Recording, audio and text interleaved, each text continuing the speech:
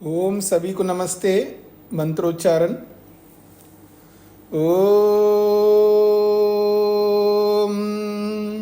सहना भवतु सहनौ भुनक्तु सह वीर्यं करवावहै तेजस्विनावधीतमस्तु मा विद्विषावहै।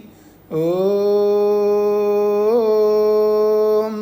शांति शांति शांति।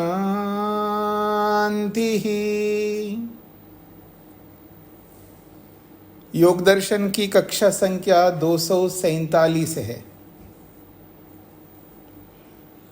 कैवल्यपाद के 7वें सूत्र को लेकर के हम विचार कर रहे हैं।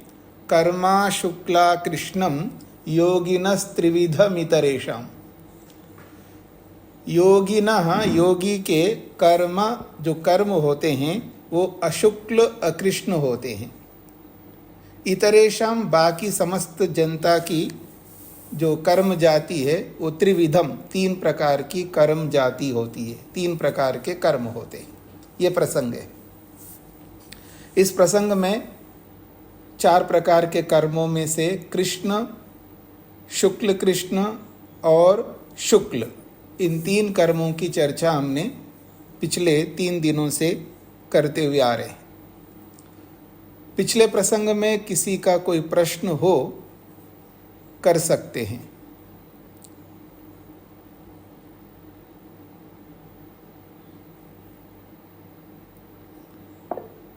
हाँ जी, श्वेता जी।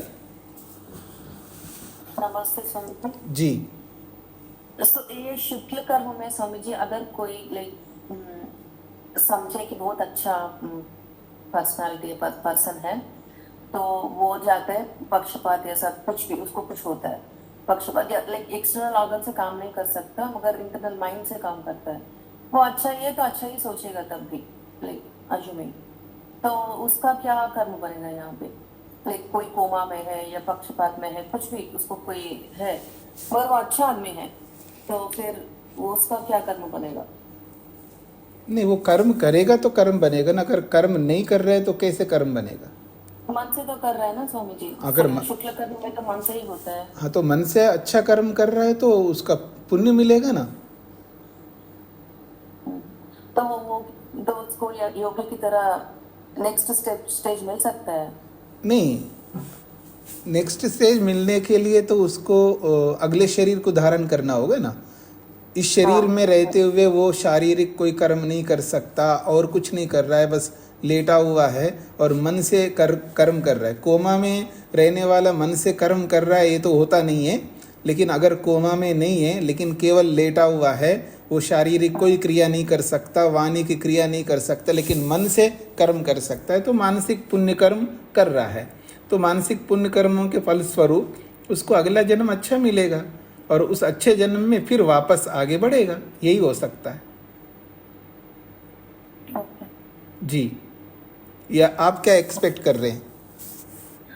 मैं सोच रही थी मन से तो कर ऐसे वही मन से क्लैरिटी लाने के लिए सोच रही थी स्वामी जी। मन से जो शुक्ल कर्म है मन से ही काम करते हैं तो फिजिकली कुछ भी नहीं करते ना। तो ये एग्जाम्पल सोच रही थी। अच्छा। ऐसा है कि उसको बहुत कुछ करना है ना। निष्काम कर्मों में प्रवेश करने के लिए उसको बहुत आगे बढ़ना है। अब और कोई क्रियाकलाप नहीं कर पा रहा है लेकिन मन से अच्छा कर्म कर रहा है तो उसको अगला जन्म जो है अच्छा मिलेगा। वो फिर आगे अगले जन्म में आगे बढ़ेगा। इस जन्म में तो नहीं बढ़ पाएगा जी। धन्यवाद। हाँ जी, शेखर जी। जी प्रणाम स्वामी जी। जी। हम ईश्वर हमारे लिए इतना करता है लेकिन हम उसका कभी एक्सेप्ट नहीं करते। इग्नोरेंस के कारण, जिसके कारण भी स्वार्थ के कारण कह लें, अविद्या के कारण, तो उसका कैसे हमें पाप लगेगा स्वामी जी। कृतज्ञता समझो यहाँ पे जी। ईश्वर का ये भी नियम है कि अगर कोई व्यक्ति हमारे लिए कुछ करता है तो उसके लिए हम कृतज्ञ बने। तो अगर ईश्वर भी हमारे लिए सब कुछ करता है, सर्वाधिक करता है, उसके लिए कृतज्ञ बन करके अगर हम उसके आदेश का पालन करके उसके द्वारा दिया गया जो भी सुख है उसको ग्रहण करते हैं तो हमें कोई पाप नहीं लगेगा। लेकिन शास्त्र ये भी कहता है ना, नास्तिको वेद निंदक, जो वेद की निंदा करता है अर्थात ईश्वर की निंदा करता है, ईश्वर की आज्ञाओं का पालन नहीं करता है, तो उसको नास्तिक माना है और उस नास्तिक को पाप कर्म माना है ऋषियों ने। न्याय दर्शन में स्पष्ट रूप से लिखा हुआ है नास्तिकता एक पाप है। वहाँ 10 प्रकार के पाप और 10 प्रकार के पुण्य बताए हैं। उन पापों में 10 पापों में एक नास्तिकता भी एक पाप है। तो उसको शास्त्र कह रहा है तो हमें मानना ही होगा। जी प्रमोद जी। जी स्वामी। नमस्ते स्वामी जी। जी स्वामी जी, जैसे आपने उस दिन बताया था कि जो सेवा परोपकार दान आदि हम करते हैं, लेकिन ये शरीर से बाह्य साधनों से करते हैं तो ये मिश्रित कर्म में होगा। जी। लेकिन जैसे उस दिन आपने ये भी बोला था कि दूसरे को यदि दुख हो रहा है उस सेवा परोपकार दान आदि से, तो वो वहां पर इस रूप में समझ में नहीं आ रहा स्वामी जी कि हम यदि इन कर्म कर तो फिर वो मिश्रित कर्म में वहां पर कैसे बनाया कि दूसरे को हमारे इससे दुख पहुंच रहा है। तो उस कर्म से पहुंच रहा है ना, तो वो उसको शुभ कर्मों की श्रेणी में लिया है स्वामी जी। कहाँ पर? सेवा परोपकार दान को कहाँ पर, यही पूछ रहा हूँ, कहाँ पर लिया है? न्याय दर्शन में आपने बताया। तो न्याय दर्शन में जो बताया वो तो मैंने बताया था ना, बस वहाँ 4 प्रकार के कर्म तो बताए नहीं, वहाँ 2 ही प्रकार के कर्म बताए। न्याय दर्शन में 2 ही प्रकार के कर्म बताए, एक पाप और एक पुण्य। तो पुण्य में आप विभाग करेंगे तो 3 विभाग बनेंगे, एक मिश्रित बनेगा, एक पुण्य बनेगा, एक निष्काम बनेगा। पर वहाँ तो ऐसी चर्चा नहीं है। स्वामी जी, जैसे वो अपनी ईर्ष्या के कारण या द्वेष के कारण से ऐसा सोच रहा है कि इसको, मतलब वो उसको उस कारण से दुख हो रहा है ना, कभी कोई ईर्ष्या कर रहा है कि ये व्यक्ति दूसरा व्यक्ति दान कर रहा है तो उससे ईर्ष्या के कारण कर रहा है, तब भी हमारे लिए उसका कुछ मतलब वो मिलेगा, हानि रहेगी। देखिए, आप परिभाषा को ध्यान में रख करके सोचेंगे ना तो आपको सरलता से समझ में आएगा। परिभाषा को हटा करके अपने मन से सोचोगे ना, आपको कुछ भी नहीं समझ में आएगा। केवल मैं आपको नहीं कह रहा हूँ, किसी को भी नहीं आएगा। तो इसलिए जो परिभाषाएं हैं उसके आधार पर ही हमें सोचना। प्रमाणों के अनुसार चलने पर सदा अनुकूलता रहती है, सुख प्राप्त होता है। प्रमाणों से हट कर के चलने से सदा प्रतिकूलता रहती है, दुख प्राप्त होता है। इसलिए प्रमाणों के अनुसार चलेंगे तो हमें कोई समस्या ही नहीं आएगी। आसानी से जब बोला जा रहा है, जब कोई कर्म होता है उस कर्म से कुछ प्राणियों को पीड़ा होती है और कुछ प्राणियों को अनुग्रह अर्थात सुख होता है। वो कोई भी कर्म हो, जिन बाह्य साधनों से किया जाता हो, तो वहाँ परपीड़ा और अनुग्रह जहाँ भी हो रहा है वो मिश्रित कर्म है इस परिभाषा के अनुसार। तो आप चाहे परोपकार करिए, आप चाहे सेवा करिए, चाहे आप अपनी माता पिता को अच्छे ढंग से रख करके उनको खिलाइए पिलाइए, उनको सुख में रखिए, कुछ भी करिएगा, अगर वो बाह्य साधनों से होता है, उन बाह्य साधनों से होने वाले प्रत्येक कर्म में परपीड़ा और अनुग्रह होता ही है। आप अपने माँ बाप की बहुत अच्छी सेवा कर रहे हैं, आपके पड़ोस में जो है वो सेवा नहीं करता है, वो घर से बाहर निकालना चाहता है, उसको कितना दुख होगा आपके माँ बाप के कर्म को करते हुए। अब समझने का प्रयत्न करिएगा, बहुत बड़ा दुख होगा। आप दुख का कारण बन रहे हो उसका।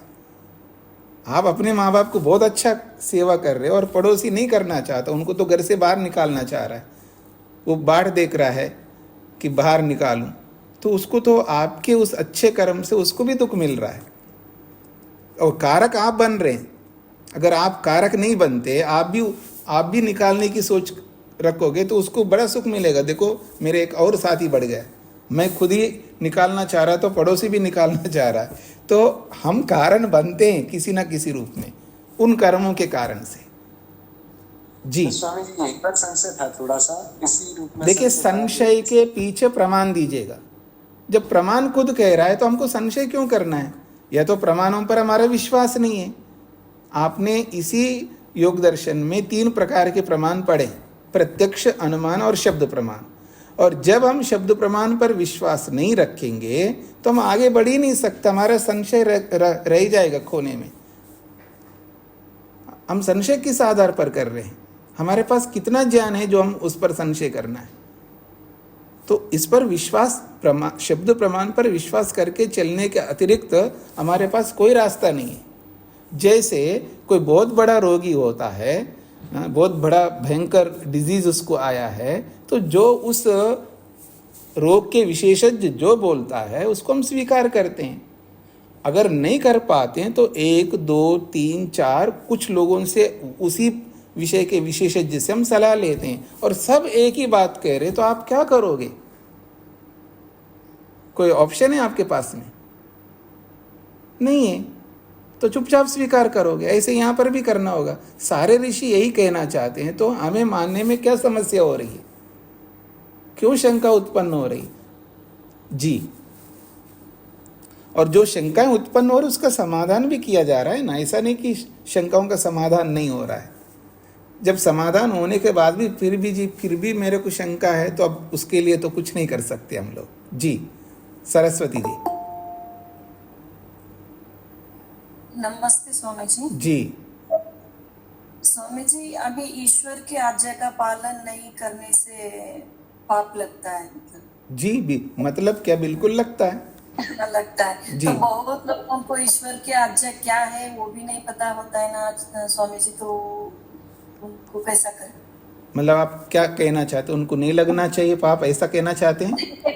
नहीं, मतलब उनको जानकारी हो जाना चाहिए ना, मतलब वो जानना भी नहीं चाहते। बहुत सारे लोग आजकल अभी मतलब ईश्वर मूर्ति पूजा वगैरह जो करते हैं लोग, तो उनको ईश्वर की आज्ञा का पता भी नहीं होता है, तो वो सब तो उनको पता लगाना चाहिए ना। अब कोई कहे कि मैं इस देश में रहता हूँ लेकिन मेरे को संविधान के बारे में पता नहीं है, तो दंड भोगेगा, दुख भोगेगा। वो संविधान को पता करना ही पड़ेगा उसको।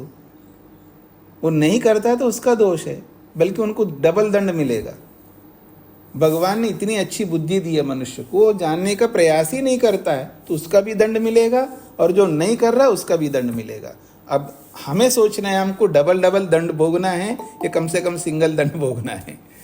जी जी, प्रहलाद जी। नमस्ते गुरु जी। जी, अभी ये जो एग्जाम्पल दिया है प्रमोद जी ने, कि आपने बात को बताया कि आप सेवा करते हो अच्छी माँ बाप की, उसको देख के वो पड़ोसी दुखी होता है क्योंकि वो सेवा करना नहीं चाहता है। जी, तो इसमें वो दुखी होता है, तो उसका दंड ये प्रमोद जी वाला जो आदमी सेवा करता है उसको मिलेगा, उसका दुख होने का। हाँ जी, वो मिश्रित कर्म है तो उसको उनको मिलेगा ही मिलेगा। सेवा करने के बावजूद भी दंड मिलेगा, ऐसा समझ नहीं, दंड उस रूप में नहीं मिलेगा। आप सेवा कर रहे इस रूप में, वो मिश्रित कर्म होगा, बस ये समझ लीजिएगा। उसमें कुछ ना कुछ तो दुख दिया जा रहा है ना उस सेवा के कारण। वो निमित्त बनता है, पड़ोसी को दुख देता है। हाँ, कुछ तो दुख दे रहा है तो कुछ ही मिलेगा। ज्यादा सुख मिलेगा, दुख कम मिलेगा। आप कोई भी कर्म करो, कुछ तो दुख मिलेगा ही मिलेगा ना आपको। जब आप ऑपरेशन करते हैं, आप पेशेंट्स को देखते हैं तो अच्छा ही काम कर रहे हो ना, लेकिन आपको दुख नहीं मिलता। देखो कितनी देर तक बैठा रहना पड़ता है, और ये पेशेंट जो है ना बहुत दुखी कर रहे हैं मेरे को। आप अच्छा कर रहे हो उनके लिए, लेकिन वो बहुत आपका सिर खाते हैं, आपके दिमाग को खाते रहते हैं, परेशान करते रहते हैं, तो भी आपको दुख मिलता नहीं मिलता है? ठीक है, पेशेंट की बात करी तो मैं ये पूछ रहा हूँ कि अगर मैं इंजेक्शन लगाता हूँ उसको जी, और उसको दुख होता है, तो उसका क्या मुझे दंड मिलेगा कि उसकी बीमारी अच्छी करने का सुख मिलेगा? सुख ज्यादा मिलेगा, दुख कम मिलेगा। क्योंकि इंजेक्शन लगाने से उसको दुख तो मिल रहा है ना, थोड़ा सा दर्द हो रहा है। कोई ऐसा लगाता है कि उसको ज्यादा दुख नहीं मिलता, कोई ऐसा लगाता है उसको ज्यादा दुख मिलता है। तो उसका देखिए, दोनों साथ साथ करते हैं, दोनों साथ साथ चलते हैं। सुख भी बहुत मिलेगा और दुख भी बहुत कम मिलेगा। मिश्रित कर्म में दुख कम मिलता है और सुख ज्यादा मिलता है। और मैंने पहले भी आप सबके सामने रखा था, दुनिया में कोई ऐसा कर्म नहीं है जिससे केवल सुख मिलता हो। हम लोग जब कर्म करते हैं, ऐसा कोई सोचे कि मैं ध्यान करता हूँ उसमें क्या दुख है? ध्यान में तो उसको दुख मिलता है, बैठा रहना पड़ता है, उसको घंटा भर बैठना पड़ता है, बैठने का उसको दुख है थोड़ा। लेकिन सुख कितना मिलता है? आंख नहीं खोलना है, हिलना नहीं, डुलना नहीं, खुजलना नहीं, खांसना नहीं, गटकना नहीं, बिल्कुल एकदम स्टिल स्टैचू की तरह बैठे रहना। कितना परेशानी है उसको, लेकिन उस परेशानी से ज़्यादा कितना सुख मिलता है। कौन ऐसा कर्म है जिसके पीछे उसको दुख नहीं मिलता हो? वो दुख कम मिलता है पुण्य कर्म में, सुख ज़्यादा मिलता है। पाप कर्म में जो है दुख ज़्यादा मिलता है, सुख कम मिलता है। शराब पीने से सुख मिलता है, नहीं मिलता है, लेकिन दुख कितना मिलता है? सिगरेट, बीड़ी, तंबाकू, गुटखा या जो ड्रग्स लेते हैं उसको सुख मिलता है, नहीं मिलता है, लेकिन दुख कितना ज़्यादा मिलता है। तो पाप में दुख ज़्यादा मिलता है, सुख कम मिलता है। पुण्य में सुख ज़्यादा मिलता है और दुख कम मिलता है, ऐसे समझ लीजिएगा। डॉक्टर तो अभी ऐसा समझते थे कि उसकी बीमारी हटा रहे हैं, हम इंजेक्शन भी लगा रहे हैं, तो दुख खाएगा लगता है उसको, क्यों नाराजगी होती है? ऐसा हम ही गलत फहमी से समझ रहे थे। अब समझ में आ गया आपको? अब क्लियर हो गया। अब जी। वो दुख का जो थोड़ा बहुत भी दर्द है वो तो भोगना पड़ेगा। जी जी जी, अच्छी बात और है। पुण्य ज्यादा मिला तो सुख ज्यादा मिलेगा। धन्यवाद। जी जी, सरोज जी। नमस्ते स्वामी जी। जी स्वामी जी, विशेष कर्म के संदर्भ में ही मैं पूछ रही थी कि उस दिन आपने बताया कि एक ब्लाइंड को हम रोड पार करा रहे हैं, तो उससे क्या दुख दे रहे हैं हम किसी को? अब वो चल के जा रहा है तो कितने जीवाणु मरते हैं, आपके चलने से भी, उसके चलने से भी। ठीक है, मैं यही समझ रही थी। जी जी, अब आप समझ लीजिएगा सभी लोग कि जो भी हम बाह्य साधनों से कर्म करते हैं, कर्मेंद्रियों से जो भी कर्म करते हैं, पांचों कर्मेंद्रियों से जो भी कर्म करते हैं, उस हर कर्म के पीछे पीड़ा भी है और अनुग्रह भी है, यानी दुख भी है और सुख भी है। हमें समझ में आए ना आए, हमें मान करके चलना है, क्योंकि हर जगह हमको समझ में नहीं आता। जहाँ नहीं आता वहाँ हमारी सूक्ष्म दृष्टि अभी बनी नहीं है, और जब सूक्ष्म दृष्टि, सूक्ष्म नॉलेज, जब बहुत विवेक सूक्ष्मता से होता जाएगा तो हमको धीरे धीरे समझ में आता जाएगा।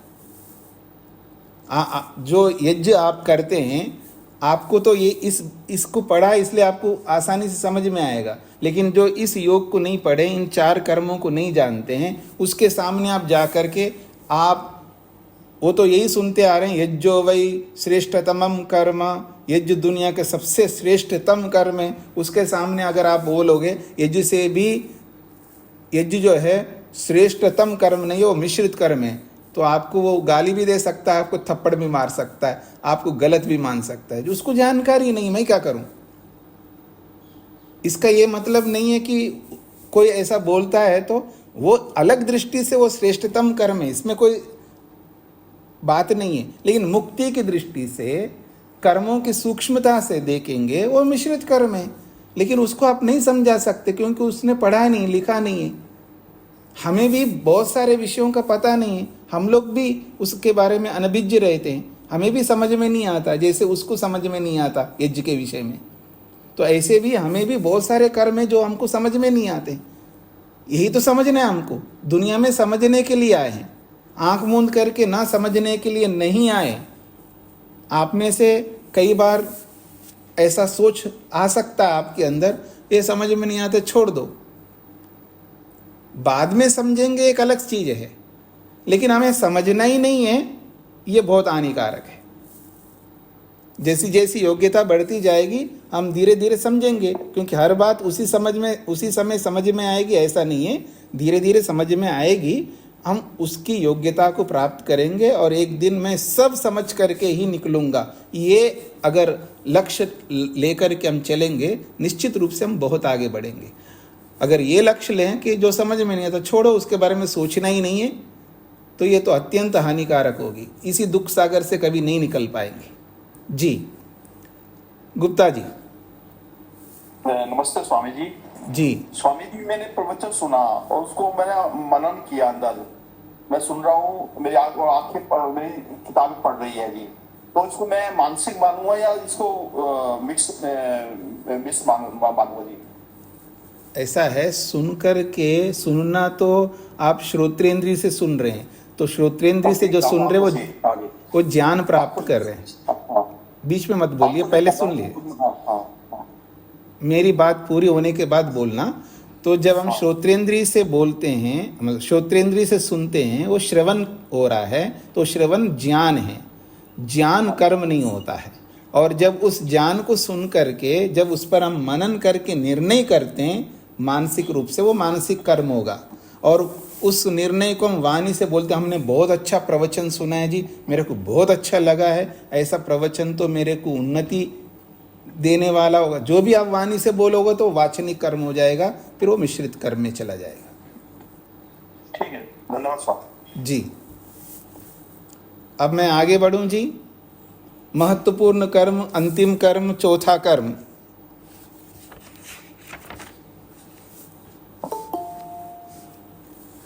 तो आइए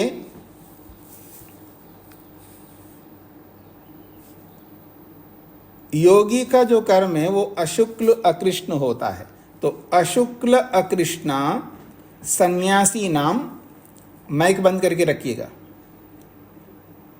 अशुक्ला कृष्णा सन्यासी नाम क्षीण क्लेशानाम चरम देहानाम इति। योगी के कर्म की परिभाषा हो रही है, समझने का प्रयत्न करिएगा। अशुक्ल अकृष्णा, जो अशुक्ल अकृष्ण कर्म होता है, अर्थात न पुण्य और न पाप है, पुण्य पाप से रहित ऐसा कर्म है जो सन्यासी नाम, पहली शर्त वो सन्यासी होना चाहिए।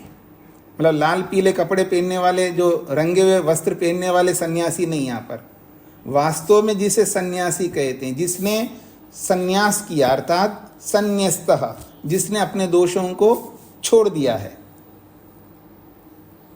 सम का अर्थ होता है अच्छी प्रकार से, न्यास का अर्थ होता है त्याग करना। तो अच्छी प्रकार से जिसने अपने दोषों को त्याग कर दिया है, अच्छी प्रकार से जिसने अपनी ऐशनाओं को त्याग कर दिया है, अच्छी प्रकार से जो अपने दुर्गुण दुर्व्यसन जो कुछ भी उसने छोड़ दिया है, और उसको छोड़ करके चतुर्थ आश्रम में पहुंच गया है, या यूं कहिए चतुर्थ आश्रम में पहुंच करके छोड़ दिया, जो भी आप मान सकते हैं, पर उसको संन्यास होना चाहिए। पहली शर्त, सन्यासी ही अशुक्ल अकृष्ण कर्म कर सकते हैं।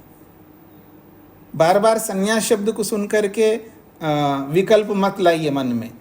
यहाँ सन्यासी वही होता है जिसने वास्तव में दोषों को त्याग किया है, क्लेशों को त्याग किया है, ऐशनाओं को त्याग किया है, इच्छाओं को त्याग किया है, उसी को सन्यासी कहा जा रहा है। अगर वास्तव में वो सन्यासी है तो चतुर्थ आश्रम में वो पहुंचेगा, आश्रम मर्यादा का पालन करेगा। इस बात को समझने का प्रयत्न करें। देखो जी, मैं सन्यासी का काम करता हूं लेकिन रहता हूं गृहस्थ में, ये नहीं चलेगा। वो ईश्वर की आज्ञा का पालन सदा करेगा। एक ईश्वर की आज्ञा का पालन करता हुआ दूसरी आज्ञा का पालन न करे, वो कभी सन्यासी नहीं हो सकता। मेरी बात को ध्यान से समझने का प्रयत्न करिए। दुनिया में बहुत सारे ऐसे लोग मिलेंगे, तो मैं तो घर पे रह करके ही सन्यासी हूँ, मैं घर पे रह करके ही वानप्रस्थी हूँ, अर्थात वो सीधा सीधा ईश्वरीय आज्ञा का पालन नहीं करते, वेद की आज्ञा का पालन नहीं करते। ऐसे व्यक्ति कभी भी मुक्ति में नहीं जाएंगे, आपको अच्छा लगे बुरा लगे। ईश्वर की आज्ञा का पालन जो कोई भी व्यक्ति अपने अपने आश्रम के अनुसार, अपने अपने वर्ण के अनुसार जब पूर्ण करेगा, वही मुक्ति की ओर आगे बढ़ेगा। ये किसी के लिए कोई विकल्प नहीं है। इसलिए पहली शर्त बताइए, ये कर्म कौन कर सकते? सन्यासी नाम, पहली शर्त, उसको सन्यासी होना चाहिए। दोषों को छोड़ना एक अलग बात है, दोषों को छोड़ना एक अलग बात है। दूसरी शर्त दी जा रही है क्षीण क्लेशानाम, केवल छोड़ा ही नहीं है, उसने उन दोषों को नष्ट कर डाला। एक तो छोड़ने का मतलब है, देखो जी मैं मांस नहीं खाता, मदिरा नहीं पीता, मैं गलत काम नहीं करता, अच्छी बात है, छोड़ दिया है।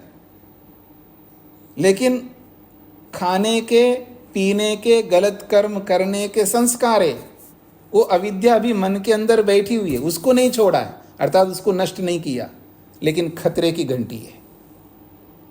खतरे की घंटी है, क्योंकि हमने उसको नष्ट नहीं किया है। तो इसलिए कहा, दूसरी शर्त दिया है क्षीण क्लेशाना, वो अपने क्लेशों को नष्ट किया हुआ होना चाहिए, वो ये अशुक्ल अकृष्ण कर्म कर सकता है।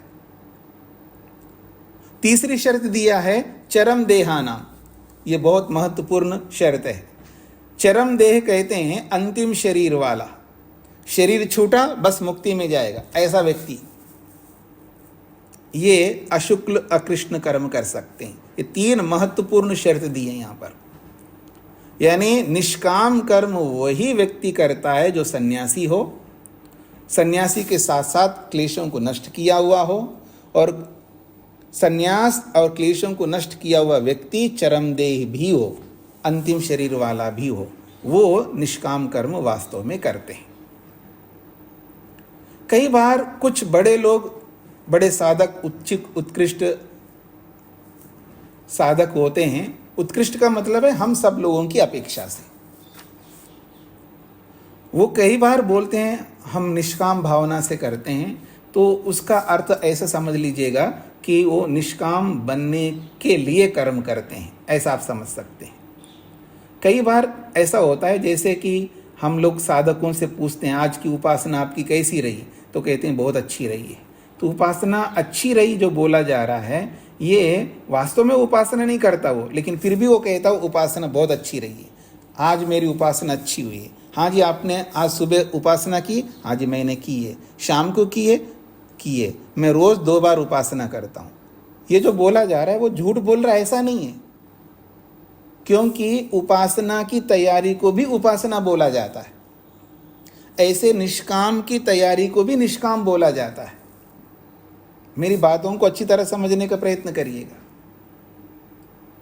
अगर कोई बहुत बड़ा संत या बहुत अच्छे योगाभ्यासी ये बोले कि मैं निष्काम भाव से सारे कर्मों को कर रहा हूँ, तो समझ लीजिएगा वो निष्काम के लिए तैयारी कर रहा है, जैसे हम सब लोग उपासना के लिए तैयारी कर रहे हैं। हमारी तैयारी होती है, उपासना बैठ कर के हम कुछ नहीं करते, हम तैयारी करते हैं। उपासना का मतलब है समाधि, समाधि तो लगी नहीं है, तो उसी की तैयारी चल रही है आपकी। तो ऐसे ही निष्काम भाव से कर रहा हूँ का मतलब है वो निष्काम बनने के लिए ही कर्म कर रहा है। उसका उद्देश्य संसार नहीं है, उसका उद्देश्य लोकेशना नहीं है, उसका उद्देश्य लौकिक संपत्ति को प्राप्त करना नहीं है, उसका उद्देश्य पुत्रेशना नहीं है, उसका उद्देश्य जो है क्या कहना चाहिए, वित्तेशना नहीं है। मैं इन सब कुछ त्याग करके मैं बहुत मेहनत कर रहा हूँ ताकि मैं निष्काम बन सकूं। तो निष्काम के लिए जो कर्म करता है उसको भी मोटी भाषा में यह व्यवहारिक रूप से निष्काम बोला जाता है। इतने मात्र से हमें ये नहीं समझना है कि वो वास्तव में निष्काम कर्म कर रहा है। जैसे हम वास्तव में समाधि नहीं लगा रहे हैं जो उपासना करने वाले, वैसा ही उनको समझना है। इसका ये भी अर्थ नहीं है कि वो गए गुजरे हैं, ये भी मत समझना। ऐसे बनना भी बहुत बड़ी बात है। जैसे कोई ये कहता मैं दोनों समय नित्य प्रति बिना नागे के दोनों समय उपासना करता हूँ, वो बहुत बड़ा सौभाग्यशाली है। किसकी अपेक्षा से? जो बिल्कुल उपासना नहीं करता उसकी अपेक्षा से। और जो समाधि लगाने वाला है उसकी अपेक्षा से ये अभी सौभाग्य उसका भी बन नहीं पाया। ये अपेक्षा से समझनी होती है बातें। ना हताश हमको होना है, ना निराश हमको होना है, ना हम हथियार छोड़ दें। अभी कुछ मेरा तो मैं पापों को ही नहीं छोड़ पाया, कब निष्काम करूंगा, कब मुक्ति में जाऊंगा, इस प्रकार हताश भी नहीं होना है। पहुंचेंगे, लाइन में खड़े, नंबर हमारा भी आएगा देर सवेरे। बस हताश नहीं होना, निराश नहीं होना है। कोई कहता है कुछ तो निष्काम करते होंगे हम लोग, मान करके चलो ना, आशावादी बनो। जीवे में शरदा शतम बोल बोल करके आदमी 50 साल में भी मर जाता है। जीवे में शरदा शतम बोल बोल करके 100 साल भी जी जाता है। तो आशावादी बनना हमें कोई आपत्ति नहीं है, पर उस आशा को निराशा में नहीं बदलना और उस आशा को परिपूर्ण भी नहीं समझना। बस बैलेंस करके हमको आगे बढ़ना चाहिए। तो ये है निष्काम कर्म सन्यासी करता है, अब आप ये प्रश्न नहीं कर सकते जी, क्या जो सन्यासी नहीं होगा वो निष्काम नहीं करेगा? फिर ये क्या प्रश्न हुआ? जब परिभाषा ही कह रही है वो सन्यासी कर सकता है। नहीं, जो वो कपड़े नहीं पहना लेकिन वास्तव में वो सन्यासी है, मान लेंगे, हमें क्या आपत्ति है, पर उसको कपड़े लेने में क्या दिक्कत हो रही है? देखो जी, मैं तो गृहस्थ का कोई कर्म नहीं करता, गृहस्थ आश्रम का कोई धर्म नहीं निभाता, लेकिन मैं कपड़े पीला नहीं करना चाहता। भाई क्यों नहीं करना चाहता? भाई जब सारे काम वही कर रहे हो, कपड़े को पीले करने मात्र से आपको क्या परेशानी हो रही? कई लोग इतने होशियार होते, वो अपने आप को कितना होशियार समझते वही जाने, लेकिन कई बार नहीं, मैं सन्यासी का काम करता हूँ, मेरे को कोई कपड़े लाल नहीं करने का है, ना मैं गृहस्थ में भी नहीं रहता, घर में भी नहीं रहता, लेकिन मैं कपड़े लाल नहीं करना चाहता, बस मैं सारा सन्यासी का काम कर रहा हूँ। ये किसको आप संतुष्ट करना चाहते हैं? अपने आप को या परमात्मा को या जनता को, भोली भाली जनता को? किसको आप संतुष्ट करना चाहते हैं?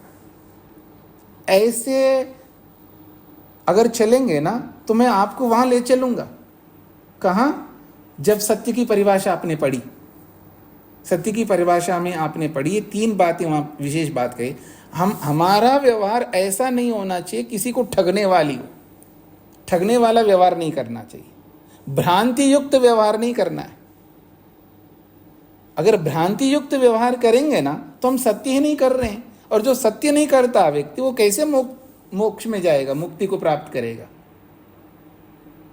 कुछ लोग ऐसे भी होशियार होते हैं कि जब वो वानप्रस्थी होते हैं, कपड़े पीले नहीं किए होते हैं, और जब सफ़ेद कपड़े में रहते हैं, रंग बिरंगे तो नहीं पहनते लेकिन सफ़ेद कपड़े में रहते हैं, तो आश्रम में रहते तो वानप्रस्थी टाइप के रहेंगे, घर में जाएंगे तो गृहस्थी टाइप के रहेंगे।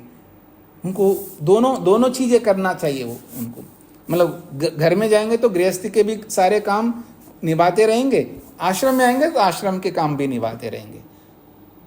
और जब उनको कोई देखेगा तो उनको कौन समझेगा? जब वो घर पे जाते हैं, घर पे रहते हैं, घर पे जाना गलत है ये नहीं कहना चाह रहा हूँ, घर पे जाएं कोई आपत्ति नहीं है, लेकिन घर पे जाएंगे तो उनको, जो उनको नहीं जानने वाले हैं वो उनको क्या समझेंगे? घर पे रहने वाले उस व्यक्ति को, भले वो 1 दिन के लिए जाके रहता हो चाहे 1 सप्ताह के लिए जाकर के रहते हैं, जो अननोन पर्सन उनको वो भी गृहस्थी समझेंगे ना। वो थोड़ा आपको वानप्रस्थ समझेंगे, वो थोड़ा आपको सन्यासी समझेंगे। तो उसको भ्रांति उत्पन्न कर रहे हो आप, तो क्या आप सत्य कर रहे हो? ये हमें सोचना है।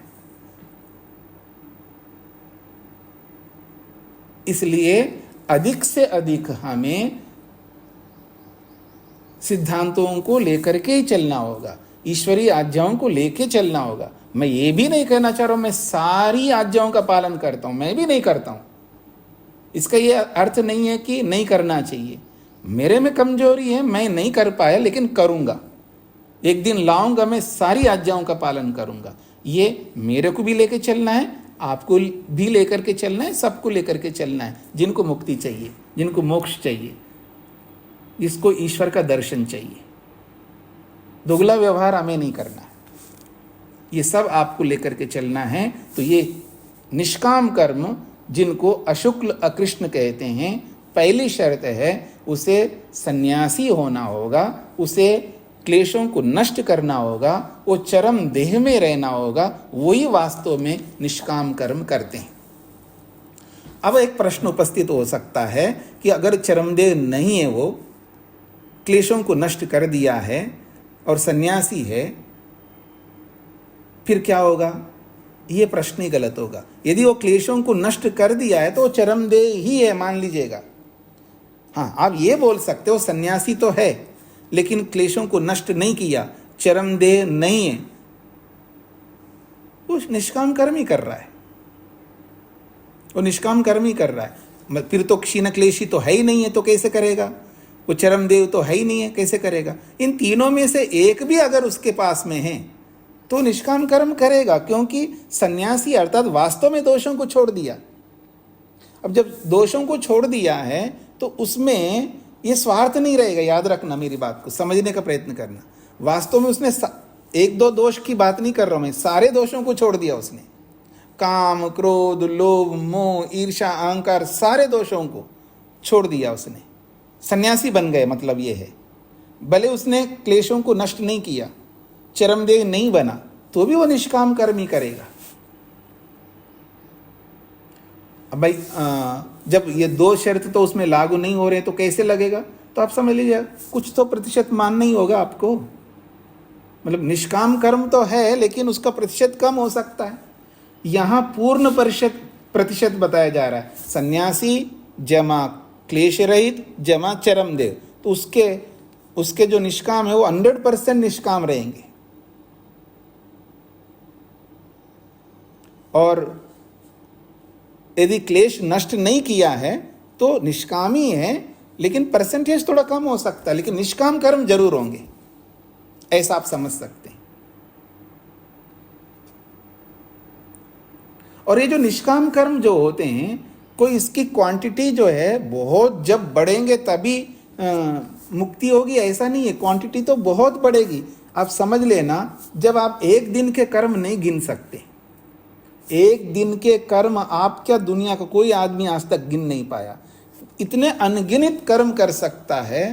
तो वो जब ऐसी स्थिति को प्राप्त करेगा, वो कुछ ही साल में इतने कर्म कर डालेगा, इतना। वो हमारी तरह आलसी प्रमादी नहीं होता है ना, वो पूरे समय का संपूर्ण रूप से सदुपयोग करता है। और सदुपयोग करता हुआ आप सोचिएगा, एक मिनट में 60 सेकंड होते हैं, 60 सेकंड के अंदर कितना अच्छा पुण्य कर्म कर सकता है व्यक्ति पवित्र भाव से। और इतने घंटे हैं तो कितने कर्म करेगा, अनगिनत करेगा। और मन कितना स्पीड से काम करता है। 1 मिनट तो मैंने बहुत बड़ा बता दिया आपको। 1 सेकंड में प्राणी मात्र को पवित्र भाव से देख सकता है व्यक्ति। 1 सेकंड में समझने का प्रयत्न करना।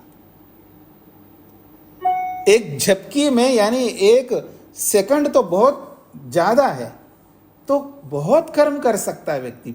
ऐसा अनगिनत निष्काम कर्म कर सकता है।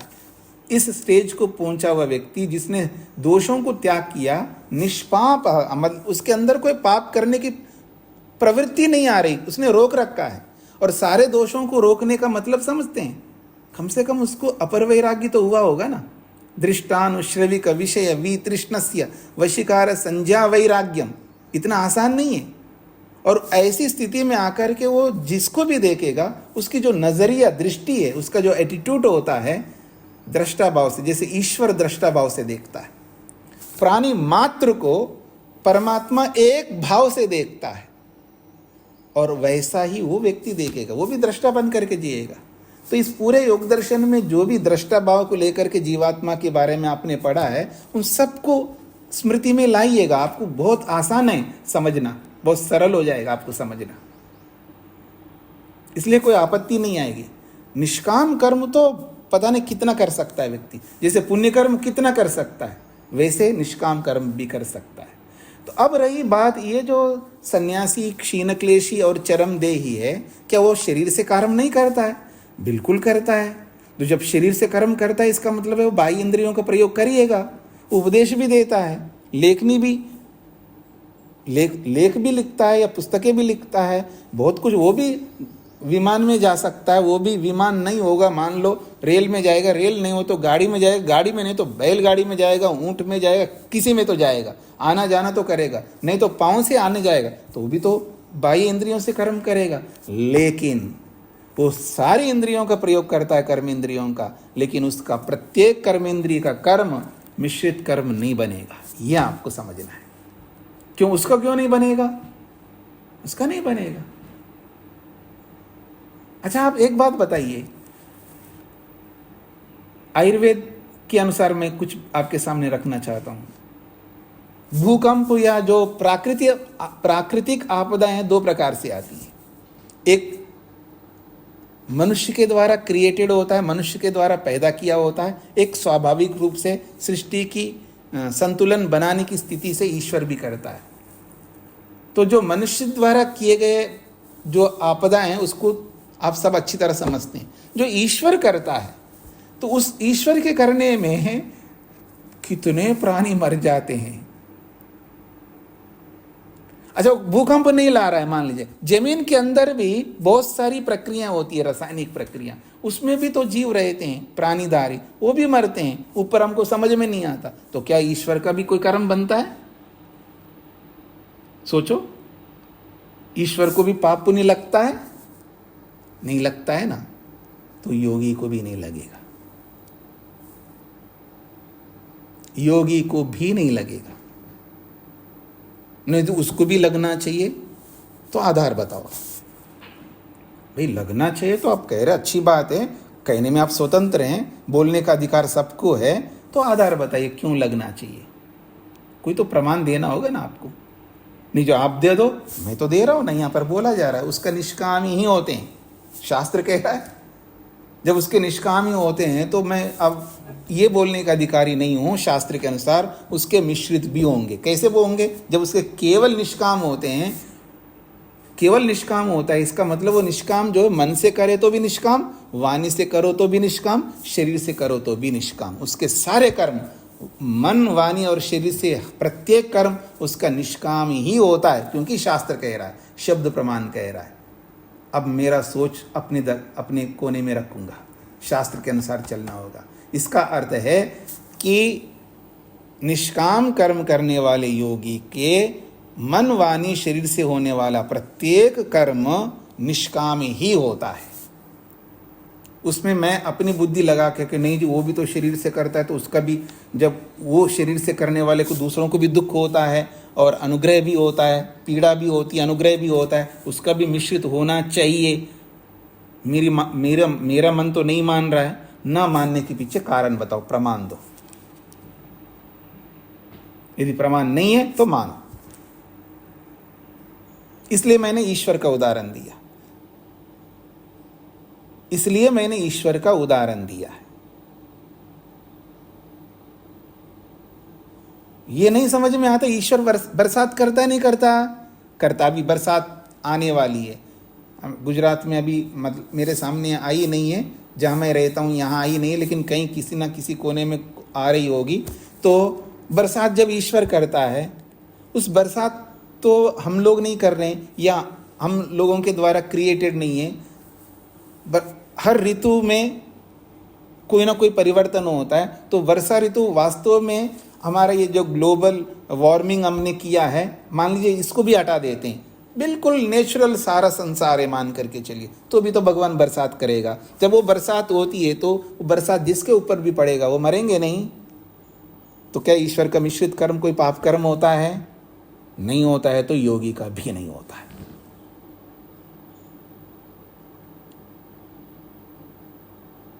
कितना सरल हो गए ना। सोच इस तरह का सोच रखेंगे, प्रमाणों के अनुसार सोचेंगे तो हमें कोई समस्या ही नहीं आएगी। और ये ख्वाहिश हमें रखना कि कमाल है कि एक ओर से मेरे इतने मिश्रित कर्म हो रहा है, जिस दिन मैं योगी बन जाऊंगा, सन्यासी बनूंगा, क्षीण क्लेशी बनूंगा, चरम देही बनूंगा, मेरे सारे कर्म जो है निष्काम बनेंगे, कोई पाप ही नहीं होगा। कितनी अच्छी बात है। चलो उस रास्ते पे चलते हम लोग, आज नहीं तो कभी ना कभी चलेंगे। तो इसलिए विकल्प मत लाइए, प्रमाण के अनुसार सोचिएगा। अब आगे बढ़ता हूं मैं। तत्र अशुक्लम योगिना एव, तत्र अशुक्लम योगिना एव। ये जो अशुक्ल है यानी जिसका पाप, जिसका पुण्य होता ही नहीं है, मतलब योगी पुण्य कर ही नहीं सकता। योगिना एव, योगी ही पुण्य नहीं करता। अरे योगी पुण्य क्यों नहीं करता? तो कहा फल संन्यासात, क्योंकि वो फल का संन्यास कर दिया, फल त्याग कर दिया। पुण्य कर्म कौन करता है? जिसको फल चाहिए। कौन सा फल चाहिए? स्वर्ग चाहिए। पुण्य क्यों करना चाहता है व्यक्ति? उसको स्वर्ग चाहिए। तो कहते योगिनः एव तत्र अशुक्लम, योगी ही अशुक्ल करता है, अर्थात वो पुण्य करता ही नहीं है। आखिर करता क्यों नहीं हो पुण्य? तो कहते फल संन्यासात, क्योंकि वो फल को ही त्याग कर दिया, तो क्यों करेगा वो? जो फल को त्याग नहीं करता वो पुण्य करता है। हाँ जी, मैंने इतना अच्छा काम किया, कोई अप्रिशिएट नहीं कर रहा है, कोई कम से कम देख तो नहीं रहा है मेरे को, देखो कितना अच्छा कर रहा है। हमारी तो ये इच्छा रहती है ना, कोई देखे मेरे को, कोई बोले, कुछ तो कमेंट करे, कुछ तो कॉम्प्लीमेंट्स दें, कमेंट्स तो नहीं, कॉम्प्लीमेंट्स दें, कुछ तो कम से कम कोई मेरे को एक आंख उठा करके तो देखे। कई बार हम लोग देखे इस तरह भी प्रयास करते हैं, तो हमारा सारा जो है, हमने फल का संन्यास ही नहीं किया। तो उसने तो फल का संन्यास किया, तो क्यों करेगा शुक्ल कर्म? यही कहा यहाँ पर, तत्र अशुक्लम, योगी अशुक्ल कर्म योगी ही कर सकता है। क्यों? फल संन्यासाद, उसने संपूर्ण फल को त्याग कर दिया। या फल का मतलब स्वर्ग रूपी फल, लौकिक फल। अकृष्णम, वो पाप क्यों नहीं करता? तो कहा अनुपादानात्, उसको ग्रहण ही नहीं करता, पाप को अपनाता ही नहीं है, इसलिए वो पाप करता नहीं है। हम लोग क्या करते हैं? पाप को अपनाते हैं हम लोग। उपादान का अर्थ होता है ग्रहण करना, अपनाना। मैं चाहता हूं पाप करना, हाँ मेरी ओर देखिएगा, मेरी ओर देखिएगा, मैं चाहता हूं पाप करना, ये हमारी मानसिकता है।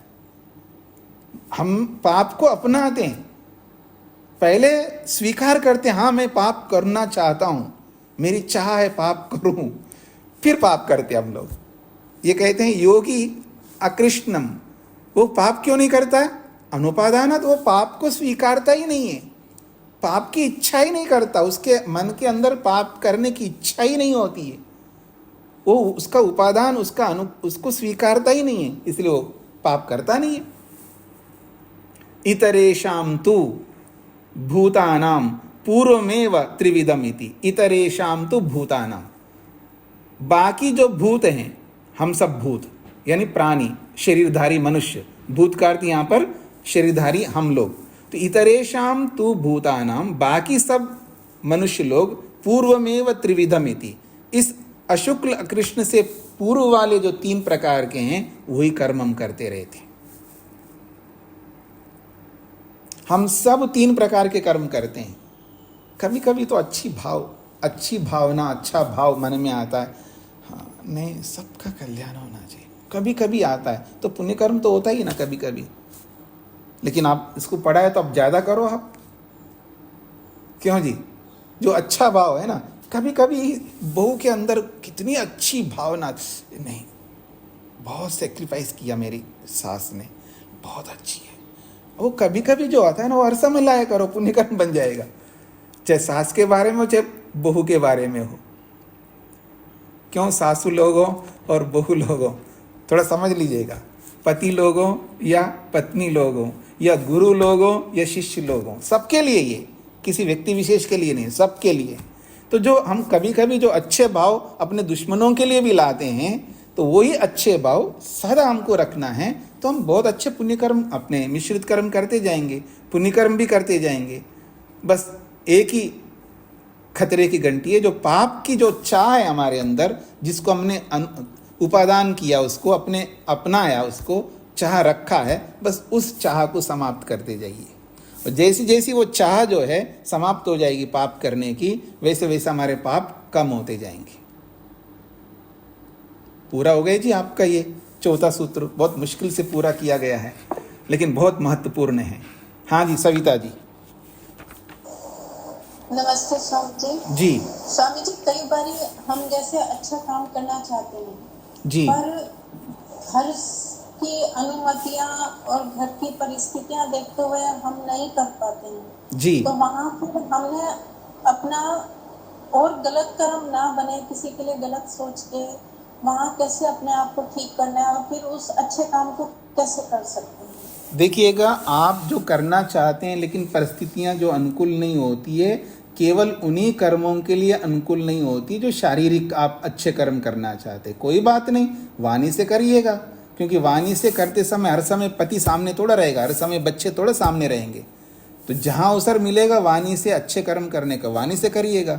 लेकिन वहाँ पर भी अगर ताला किसी ने लगाया हो तो आपके मन को कोई नहीं रोकता, मन से करते जाइए, वहाँ तो कोई प्रतिबंध नहीं है किसी का भी। जी ठीक है स्वामी जी, धन्यवाद।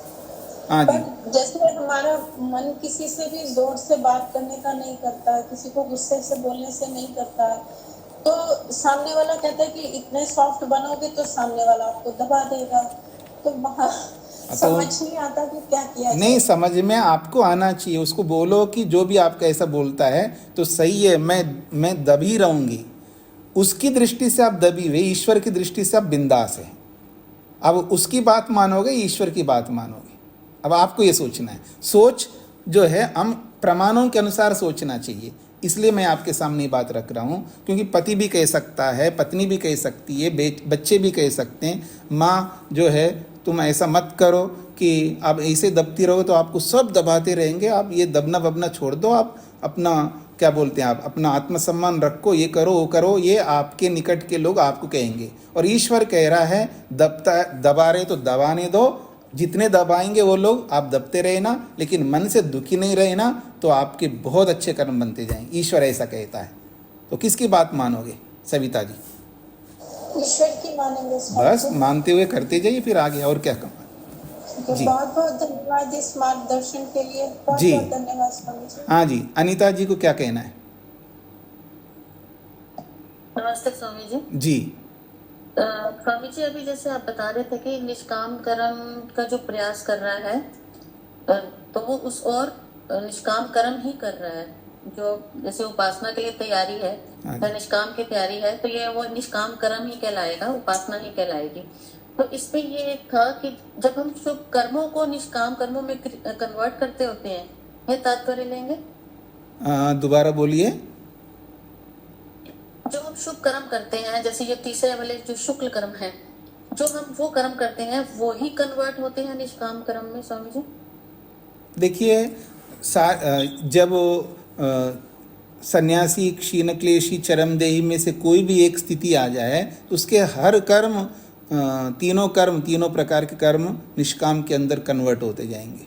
जब हमारी वो स्थिति नहीं आई है तो हमारे जो अपने मानसिक कर्म हैं वो जो है, उनके लिए कोई कह सकता है कि मैं अपने कर्मों को निष्काम भाव से कर रहा हूँ। उसके शारीरिक तो बिल्कुल नहीं होंगे।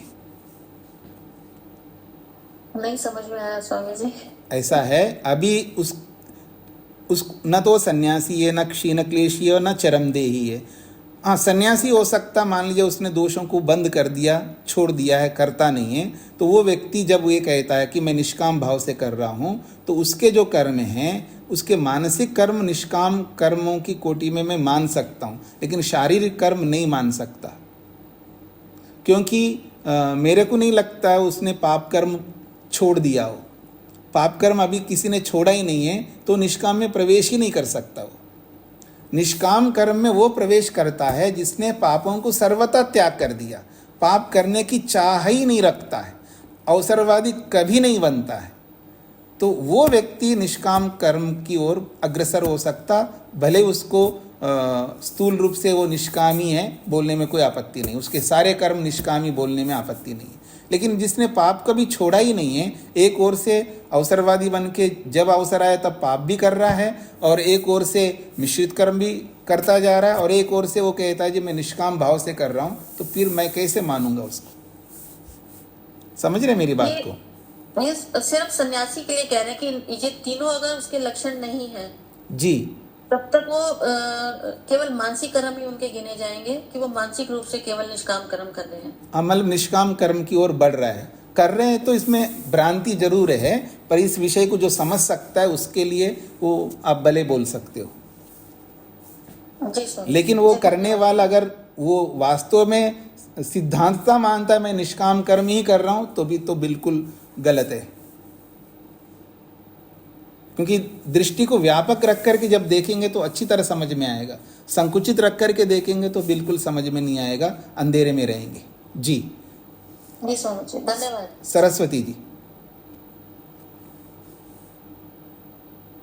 नमस्ते स्वामी जी। जी स्वामी जी, मतलब हम ऐसा कर्म करें जिससे मतलब किसी को दुख ना हो, पाप ना हो हमसे, और हमसे कुछ दोष भी ना हो, तो ऐसे सब जो भी हम कर्म करते हैं उसको क्या हम निष्काम कर्म कह सकते हैं स्वामी जी? नहीं कह सकते हैं जी। सारा रामायण सुनकर के फिर वापस स्टार्ट में मत जाइए। आप ये प्रयास करिएगा मैं ईश्वर की आज्ञाओं का पूरा पालन करने का प्रयास करती रहूं, बस जहाँ भी आपको ईश्वर की आज्ञा आप नहीं कर रहे हैं उसको करने लग जाइए, अपने आप आपको धीरे धीरे समझ में आएगा।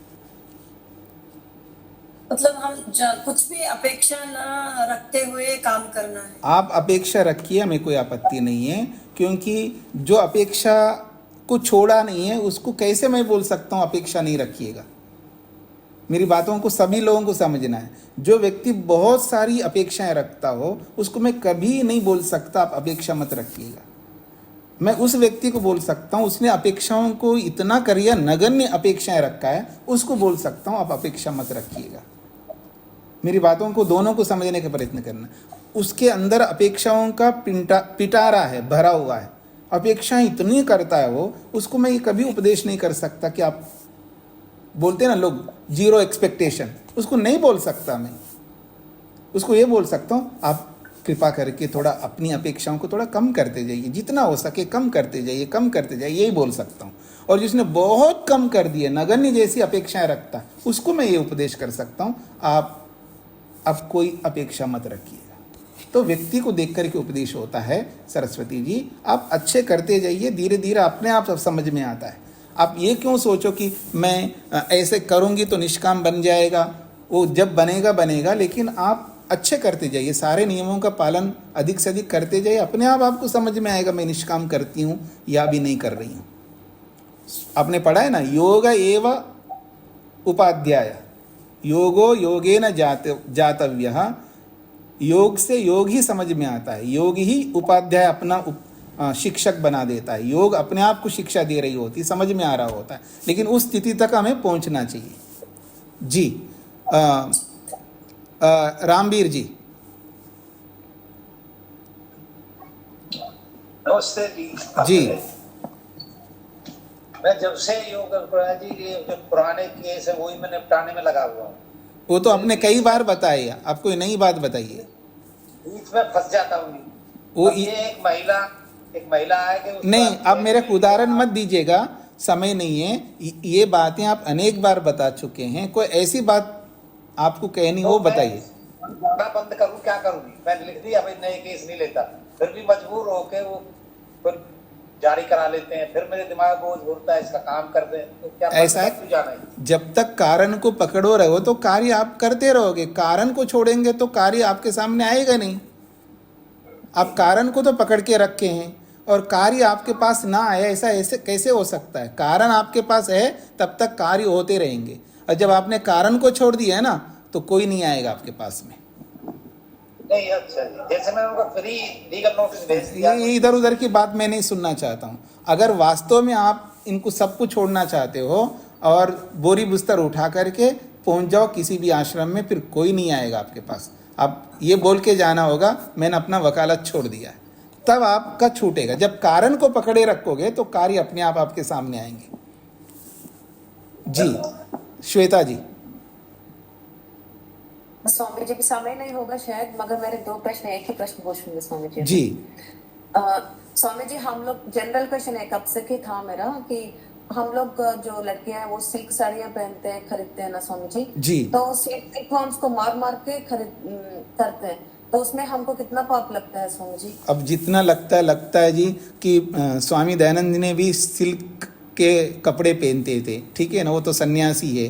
तो अभी वर्तमान में जो विधा है, जैसे चमड़े के, पहले चमड़े का भी प्रयोग करते थे, अगर आज चमड़े का प्रयोग करना सब लोग बोलते नहीं करना, क्योंकि उनको मार मार करके ज़बरदस्ती ऐसा चमड़ा निकाल करके करते हैं। ऐसे ही सिल्क में भी, सिल्क तो भगवान ने बनाया ना, उन कीड़ों को भगवान ने बनाया, भगवान ने बताया ऐसे ऐसे कपड़े पहनने का। तो आप अगर आपको ऐसा लगता है तो आप ठीक है जी, उसको मत पहनिएगा, और क्या हो सकता है। अगर आप इतना पहनना तो होगा नहीं स्वामी जी, इसीलिए तो हमेशा डर लगता है, पहन रहे हैं फिर डर लगता है कि शायद मैं भी कभी सिल्क फॉर्म बन जाऊंगी कि नहीं, ऐसा है, जब आपको संशय है तो उस काम को मत करिए ना, वो काम करिए जो संशय रहित वाला काम हो।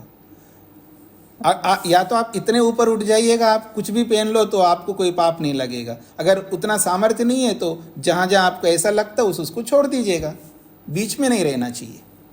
हाँ जी प्रहलाद जी। नमस्ते गुरु जी। जी आपकी जो संन्यास उसके बाद मुक्ति की बात होती है, तो गृहस्थ में रह के यम नियम का पालन करके, ईश्वर के आज्ञाओं का पालन करके क्लेशों को नष्ट करने की कोशिश में रहने वाले का क्या हाल होता है? ऐसा है कि वो घर पे रह करके सभी क्यों करना चाहते, ईश्वर की आज्ञा का पालन ना करता हुआ? क्योंकि घर पे ही रहने का तो ईश्वर की आज्ञा है ही नहीं है, वो वहीं पर वो खंडित हो गए पहले ही। कुछ ऐसे कारण होते हैं घर छोड़ नहीं सकता। नहीं, ऐसा कोई कारण नहीं होता है जी, ऐसा कोई कारण नहीं होता है, क्योंकि सुख को क्या कहूँ मैं, सुख को प्राप्त करने के लिए, मतलब मेरे सामने से ट्रक आ रही है, भरी हुई ट्रक स्पीड से, और मेरे पास में कोई ऐसा कारण नहीं कि वहाँ पर खड़े रहने का, तो मैं क्यों खड़ा रहूँगा? मेरे पास कारण है हताशा का, निराशा का, तो फिर मैं खड़ा रहूँगा। जब मेरे पास ऐसा कोई कारण नहीं है वहाँ खड़ा रहने का, तो मैं अपने आप वहाँ से भाग जाऊँगा। तो ऐसा कोई कारण नहीं बनता है। फिर भी वो कोई कहता है जी ऐसा कुछ कारण है, तो फिर वो साधारण आदमी नहीं है, वो एबनॉर्मल है, और इस एबनॉर्मल को आप अच्छी तरह समझ सकते हैं। ठीक है जी, उनसे तो निकलना जरूरी है। हाँ जी, हाँ जी, हाँ जी, हाँ जी, हाँ जी, बिल्कुल, क्योंकि ईश्वर की आज्ञा है, मेरी आज्ञा नहीं है, वो ईश्वर की आज्ञा है। वर्मा जी को क्या कहना है? नमस्ते स्वामी जी। जी स्वामी जी, एक बात चरमदेह को जरा सा स्पष्ट कर देते तो। हाँ जी, कल स्पष्ट करेंगे, चरमदेव जी देह को कल स्पष्ट करेंगे। और ये जो चौथा कर्म के बारे में किसी को भी और कोई विशेष प्रश्न आपको मन में आए तो जरूर पूछेंगे कल। कल मैं स्पष्ट करूंगा जी। ओम शांति शांति शांति।